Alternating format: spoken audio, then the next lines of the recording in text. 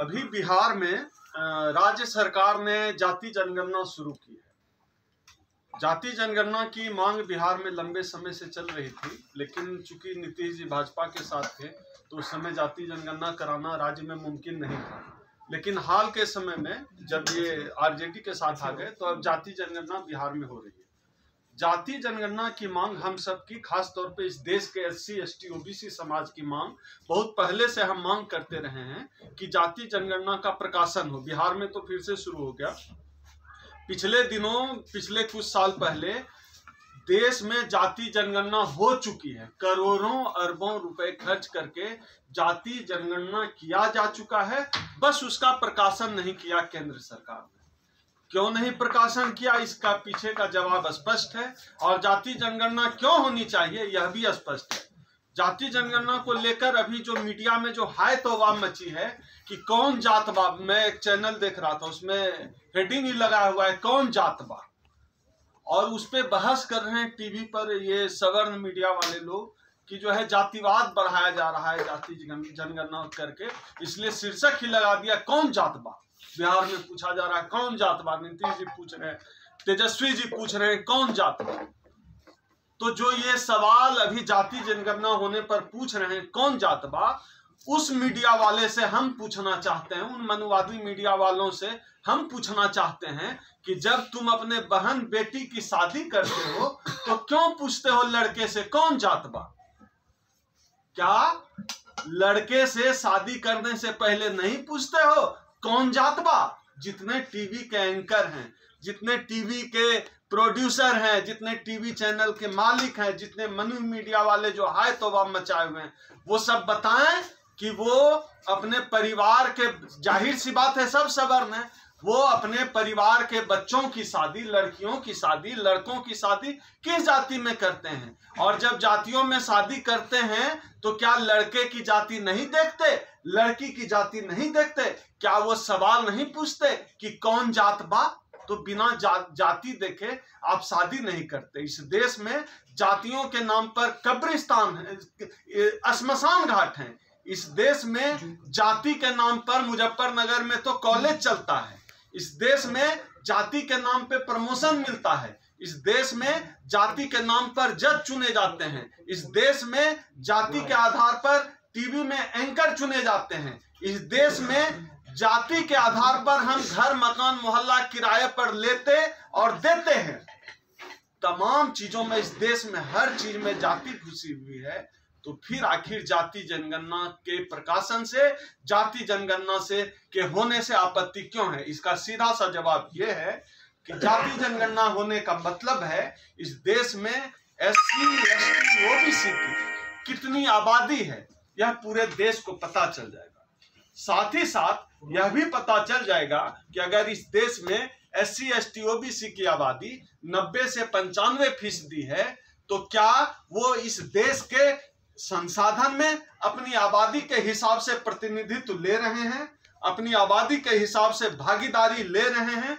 जाहिर सी बात है नहीं ले रहे हैं। इसलिए जाति जनगणना से उनको डर लग रहा है, क्योंकि जाति जनगणना का प्रकाशन हो गया तो हर जाति को पता चल जाएगी कि हम तो आबादी में इतने प्रतिशत हैं, लेकिन मेरा एक जज नहीं है, मेरा एक वाइस चांसलर नहीं है, यह पता चल जाएगा। इस बात से इन मनुवादियों के पेट में मरोड़ उठा हुआ है कि इनको पता चल जाएगा। लेकिन हम यह बता देना चाहते हैं, यह जो जाति जनगणना हुई है, यह जाति जनगणना का जब प्रकाशन होगा उसके बाद इस देश का SC, ST, OBC समाज चुप नहीं बैठेगा, क्योंकि हमें पता है कि हमारी आबादी इस देश में बढ़ी है और हमारी हिस्सेदारी कम हुई है। अब हमारी अगली लड़ाई आबादी के हिसाब से भागीदारी होगी। और जो बिहार का जो जाति जनगणना का प्रकाशन है उसको होने के बाद उसको सैंपल माना जाएगा कि जितनी आबादी बिहार में बढ़ी है उसी के हिसाब से, उसी अनुपात में पूरे देश में SC, ST, OBC समाज की आबादी बढ़ी है, उनका प्रतिनिधित्व बढ़ना चाहिए, उनकी भागीदारी बढ़नी चाहिए। इस मांग के साथ हम लोग आगे बढ़ेंगे। सर, कानून के तहत मतलब जातियों को कई भागों में बांट दिया गया है। जैसे उत्तर प्रदेश के अंदर निकाय चुनाव के अंदर OBC का आरक्षण खत्म कर दिया है, जबकि मध्य प्रदेश, छत्तीसगढ़ के अंदर वो आरक्षण लागू किया गया। नहीं, ये तो पूरे देश में हो रहा है। जहां भी बीजेपी की सरकार नहीं है, वहां की सरकारें लगातार SC ST OBC को उनका हक देने की कोशिश कर रही है। लेकिन जहां बीजेपी की सरकार है, जाहिर सी बात है बीजेपी की सरकार होने का मतलब सवर्णों का शासन, बीजेपी की सरकार होने का मतलब मनुवादियों का शासन, बीजेपी की सरकार होने का मतलब SC ST OBC के खिलाफ होने वाला शासन। SC ST OBC के खिलाफ जब ब्राह्मणों का, जब मनुवादियों का शासन होगा, उसका ये मतलब होता है कि ये लोग SC ST OBC के खिलाफ काम करेंगे। ये SC ST OBC का आरक्षण कैसे देंगे? जब वाजपेयी की सरकार आई तो विनिवेश मंत्रालय आया, अब जब मोदी जी सरकार में आए हैं तो लगातार देश की संपत्तियों को बेच रहे हैं। उनका उद्देश्य स्पष्ट है कि SC ST OBC समाज की हकमारी की जाए। हकमारी करने के लिए वो तमाम साजिशें कर रहे हैं। न केवल वो सीधे आरक्षण खत्म कर रहे हैं, बल्कि आप देखेंगे वो कोर्ट का भी, न्यायालय का भी सहारा ले रहे हैं। अभी उत्तर प्रदेश में क्या हुआ कि निकाय चुनाव को लेकर इन्होंने कहा कि निकाय चुनाव में, हाई कोर्ट कहता है लखनऊ में, इन निकाय चुनाव में आरक्षण नहीं होगा। मतलब आप देखिए न्यायपालिका का मनोबल कितना बढ़ा हुआ है कि वो अपने मनुवादी एजेंडे को न्यायपालिका सरकार के साथ साठ गांठ करके लागू कर रही है। उसको पता है कि इस देश में जो है अभी सरकार उनके पक्ष में है, वो SC ST OBC समाज को दोबारा जो है मनुवाद के दौर में धकेलने की तैयारी कर चुके हैं। सर पहले बैकवर्ड के लोग जो राजनेता थे वो कहते थे अपने तलवार और चक्कू घिस लो क्योंकि ये बाद में काम में आएंगे, और आज बैकवर्ड के लोगों को जब आरक्षण जा रहा है तो चुप क्यों बैठे हैं? नहीं, ये तो जागरूकता का मामला है ना। हमारे समाज में जागरूकता तो हुई, मान्यवर कांशीराम साहब ने बड़ी जागरूकता की, जागरूकता तो हुई, लेकिन जागरूकता गलत दिशा में चली गई। गलत दिशा में ये चली गई कि जिस राजनीतिक दल को देश के SC ST OBC समाज ने सत्ता में पहुंचाया, वो राजनीतिक दल खुद ही जातिवादी हो गए।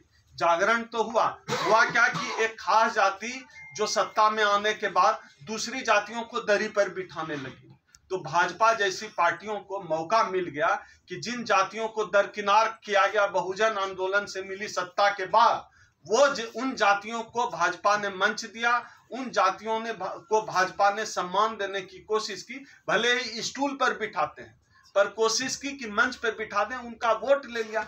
तो यह जो जागरूकता है, ये राजनीतिक दिशा सही तरीके से नहीं पा सकी, इस वजह से इस तरह का भटकाव समाज का देखने को मिला।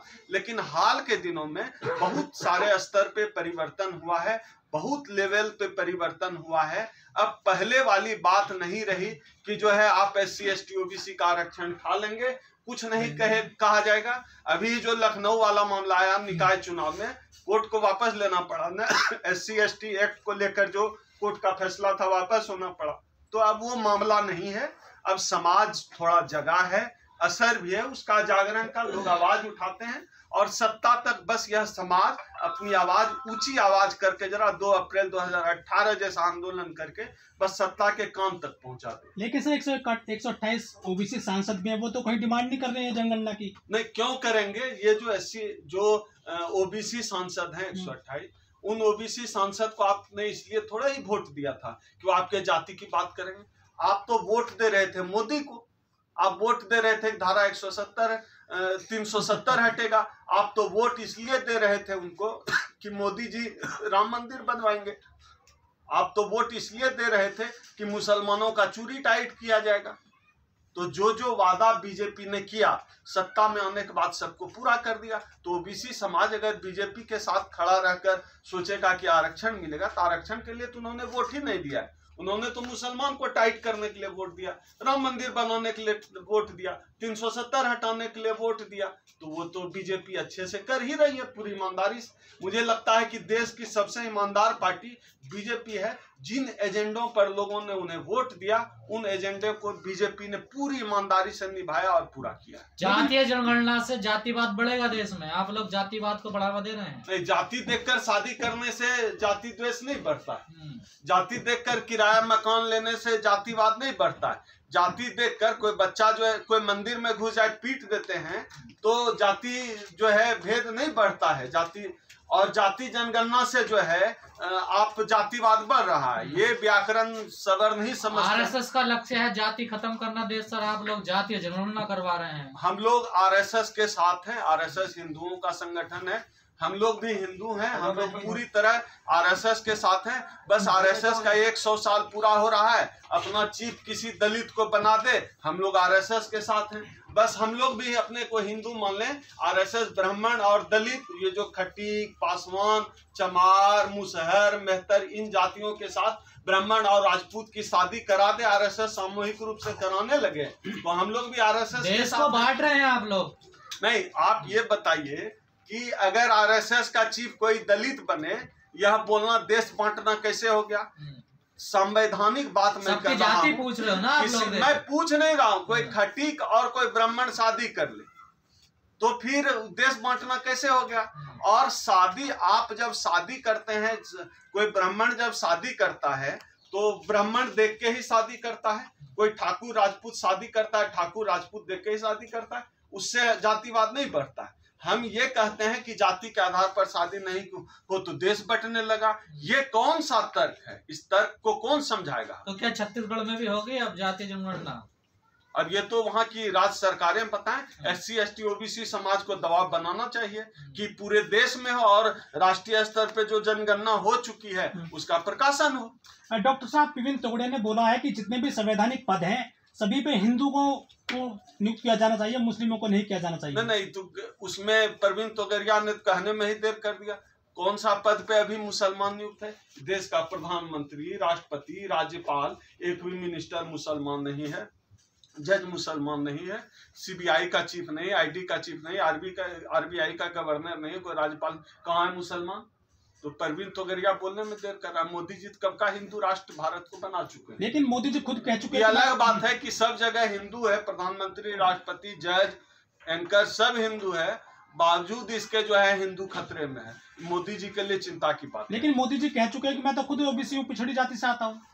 ये तो मैं कई बार कहता हूँ अपने इंटरव्यू में लगातार कि हमें अपनी जाति का नेता नहीं चाहिए, हमें अपनी जाति की बात करने वाला नेता चाहिए। OBC समाज को OBC नेता नहीं चाहिए, OBC समाज की बात करने वाला नेता चाहिए, OBC समाज का आरक्षण बचाने वाला नेता चाहिए, OBC समाज की हकमारी रोकने वाला नेता चाहिए, OBC समाज के जाति कास्ट सर्टिफिकेट वाला नेता हमको नहीं चाहिए, कास्ट की बात करने वाला नेता चाहिए, जमात वाला नेता चाहिए। तो केशव प्रसाद मौर्य कर रहे हैं इस काम को? तो केशव प्रसाद मौर्य लगातार जो है देश के OBC समाज का जो है नाक नीचा करने का काम कर रहे हैं। उस बेशर्म को शर्म भी नहीं आती, स्टूल पे जाके बैठ जाता है, और जब OBC की हकमारी हो रही है तो चुप बैठा हुआ है, नकली नकली बयान देता है, नकली नकली बात करता है। उस बेशर्म आदमी को चुल्लू भर पानी में डूब जाना चाहिए। लेकिन निकाय चुनाव में अगर आरक्षण खत्म हुआ तो उन्होंने मुकाबला करा, देखिए। हाँ, तो मुंह के, ये तो मोदी जी के लोग हैं ना, ये तो मुंह के शेर हैं, ये तो डटकर लड़ेंगे मुंह के शेर। मोदी जी भी कहते थे किसी दलित के साथ कुछ हुआ तो फुट फुट कर रोने लगे, मुझे फांसी पे लटका देना, चौराहे पे लटका देना। पता नहीं नौटंकी करने में ये जो है, मुझे अगर सच में ये आदमी पढ़ा लिखा होता, मुझे लगता है कि ये आदमी NSD में टॉपर होता, नेशनल स्कूल ऑफ ड्रामा में, और एक्टिंग में इनकी टक्कर अमिताभ बच्चन से ही होती मोदी जी। इतने खतरनाक झूठे एक्टर हैं।